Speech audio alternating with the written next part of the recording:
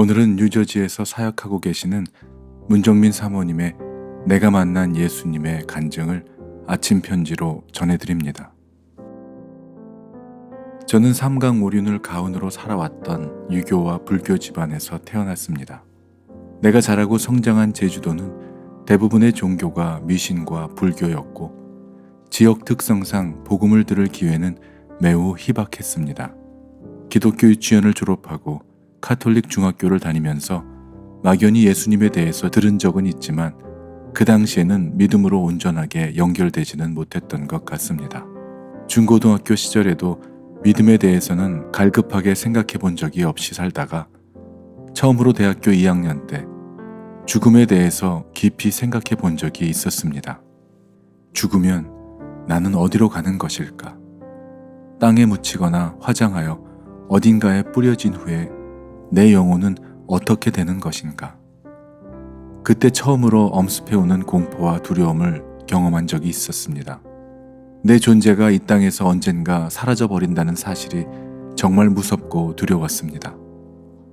그러나 그날 이후로 마치 거짓말처럼 그때의 두려움의 사건은 내 머릿속에서 사라져버렸고 그날 이후 단 한 번도 죽음에 대해서 깊이 생각해보지 않은 채로 다시 일상의 삶의 쳇바퀴 속에서 27년을 주님을 외면하며 살았습니다. 대학을 졸업한 후 사회에 나와 일을 하면서 내 능력을 인정받고 내가 맡은 일에 욕심이 생기기 시작했습니다. 소위 세상이 말하는 성공이 내 삶의 표대가 되었습니다. 세상은 내 능력과 노력과 경험을 인정해 주었고 나는 내가 책임지고 계획하는 인생에 만족하며 살았습니다. 27살의 나이에 미국으로 주재원 신분으로 뉴욕의 지사 파견을 나오게 되었을 땐 길어야 1년이 될 것이라는 사장님의 제안으로 1년치 가방 꾸러미를 들고 왔던 미국행은 지금 돌아보면 하나님께서 내 인생을 간섭하시기 시작한 출발점이었습니다. 더 큰 곳에서 성공하리라 했던 나의 계획을 뛰어넘는 나를 향한 하나님의 계획은 다른 곳에 있었습니다. 주재원의 생활은 더욱 여유롭고 안정되었고 밤낮으로 일에 중독되어 바쁘게 살아갔지만 더 많은 일과 더 많은 사람들을 만날수록 내 마음 가운데 말할 수 없는 공허함과 외로움이 찾아왔습니다. 그 무렵 함께 주재원으로 파견 나온 회사 후배의 권유로 교회를 나가기 시작했을 때에 내 믿음 생활은 그저 나의 마음의 평안을 얻기 위한 것이었습니다. 내 마음의 평안은 목사님의 설교 말씀으로 충분했습니다. 늘 예배만 끝나면 쏜살같이 교회를 빠져나오는 생활을 6개월가량 하다가 아는 지인의 권유로 한국에서 특별 집회를 인도하러 오신 목사님의 새벽 집회에 참석한 일이 있었습니다. 믿음에 대한 목사님의 말씀은 내 영혼에 뭔가 알 수 없는 시원함을 느끼게 해주셨고 기도 시간에 눈을 감고 기도하는데 마음에 한 번도 경험해보지 못했던 평강과 기쁨이 찾아왔습니다. 그날 이후로 혼자 교회를 다니기 시작했으며 조금씩 예수님을 알게 되었지만 예수님을 인격적으로는 만나지 못하고 말씀과 기도 생활 없이 주일 예배를 참석하는 것만으로는 주님을 알기에는 한계가 있었습니다. 그렇게 세상과 교회에 한 발씩 담그면서 살던 나에게 교통사고라는 예상치 못한 사고가 생기게 되었습니다. 아침에 회사에 출근하려고 운전을 하다가 전날 과로로 인해 갑자기 의식을 잃고 운전대를 잡은 채 쓰러지게 된 것입니다. 분명히 내가 운전을 하고 있었을 때는 앞뒤로 차가 있어서 그 앞차를 따라 신호를 보면서 따라가고 있었던 것까지는 기억이 나는데 눈을 떠보니 응급실이었습니다. 너무나 신기하고 감사했던 건 아무런 충돌 사고도 없었다는 것이었습니다. 그것은 정말 명백한 주님의 도우심이었습니다. 하나님은 내 삶에서 수많은 기적들을 행하셨지만 이 사건은 내가 믿음 생활을 하게 된 후에 직접적으로 경험했던 첫 번째 기적이었습니다. 그때 이후로 나에게는 주님이 정말 살아계신다라는 믿음이 생겼고 교회에 정식으로 등록하여 예배뿐만 아니라 주일에는 성경 공부를 하고 매주 화요일에 있던 새가족 7주 교육을 통하여 주님의 은혜로 처음으로 죄인임을 내 입술로 고백하고 나로 인해 십자가에 못 박히시고 부활하신 예수님을 구주로 내 삶의 주인으로 영접하게 되었습니다.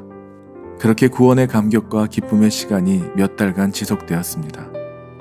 감사가 넘쳤고 모든 것이 새로웠습니다. 하지만 여전히 영적인 어린아이였던 나는 구원은 받았지만 내 삶의 그리스도인으로서의 진정한 변화가 없었습니다. 믿음 안에서 헌신과 섬김도 없고 말씀 따라 순종하지 않는 나의 삶은 2003년 11월에 예수님을 영접한 이후로도 2년이나 더 그렇게 지속되었습니다. 그런 뜨뜻 미지근한 신앙인의 모습으로 살아가던 나에게 또 한 차례의 교통사고가 찾아왔습니다. 8일째 장맛비가 내리던 어느 토요일 오후에 차가 많이 다니기로 유명한 파크웨이 1차선에서 고여있는 빗물을 피해보려고 급 브레이크를 밟는 동시에 차가 크게 한 바퀴를 돌고 만 것입니다. 그 순간 나는 짧게 기도를 했습니다. 주님, 이 사고로 인해 아무도 안 다치게 해주세요. 그때 나는 실제 몸으로 느낄 수 있었습니다.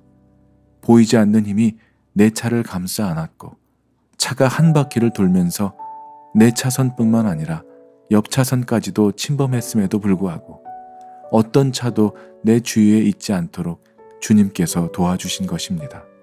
이번엔 의식이 깨어있는 상태에서 분명한 하나님의 도우심을 체험하게 되었습니다. 모든 것이 마치 슬로우 모션을 보듯이 하나하나 또렷이 볼 수가 있었습니다. 에어백이 터지고 차는 한 바퀴 돌면서 중앙선 가드레일에 부딪힌 후에 멈추게 되었을 때 차에서는 연기가 나고 있었고 그 순간에도 주님은 나에게 놀라운 평안을 허락해 주셨습니다. 차는 완전히 폐차되었지만 그때야 비로소 알게 된 사실은 내가 더 이상 죽음을 두려워하지 않고 있었다는 것을 그때야 알게 되었습니다. 그렇게 두 번째 교통사고는 나를 향한 주님의 계획과 목적을 찾아야 한다는 마음을 갖게 해 주셨습니다. 주님이 나를 두 번이나 육신의 죽음에서 다시 새로운 삶을 살게 하신 데는 반드시 그럴 만한 이유가 있을 것 같았습니다. 그때부터 나는 더 이상 종교 생활이 아닌 주님에 대해서, 주님의 나라에 대해서 더 알고자 하는 새로운 갈망이 마음속 깊은 곳으로부터 생겨나기 시작했습니다. 주님은 나의 강점이라고 생각했던 나의 직업을 통해 쌓아 올린 10년간의 노력과 지혜와 경험과 능력을 더 이상 의지할 수 없는 어려운 상황을 통해 나를 낮아지게 하셨으며 그렇게 1년여간의 힘을 빼는 그 작업은 많이도 아프고 힘들었지만 나의 연약함을 진정으로 고백하는 시간을 통해 믿음으로 단단하게 설 수 있는 시간을 허락해 주셨습니다. 내가 믿고 의지하는 것이 더 이상 나 자신이거나 물질이거나 성공이 아님을 진심으로 깨닫는 후에야 온전히 주님만을 의지하고 주님의 뜻을 따르고 섬길 수 있는 자리로 이끌어 주셨습니다. 세상에서의 성공에 내 인생을 바치리라 했던 나를 교통사고를 통해 죽음에서 살리신 주님을 다시 만나게 되는 은혜를 베푸셨을 뿐만 아니라 썩어 없어질 것들에 매여 살았던 나를 진리로 자유케 하시고 영원한 하나님의 나라와 의를 구하는 데 삶을 드리겠다는 믿음의 고백을 할 수 있도록 하셨고 결국 주님의 종인 남편을 평생의 동역자로 만나게 하셨습니다. 이제 나의 삶의 목적은 늘 주님을 더 알기 원하며 주님의 기쁨 되는 삶을 사는 것입니다. 주님이 멈추라고 하실 때 멈추고 주님이 가라고 하실 때 가는 순종의 삶을 사는 것입니다. 내 뜻이 아닌 주님의 뜻을 구하고 나와 함께 하시고 내 안에 내주하시는 성령님을 의지하며 아직도 주님을 모르고 살아가는 세상의 수많은 영혼들에게 복음을 들고 담대히 주님을 증거하고 전하는 삶을 살아가기를 소망합니다. 아멘.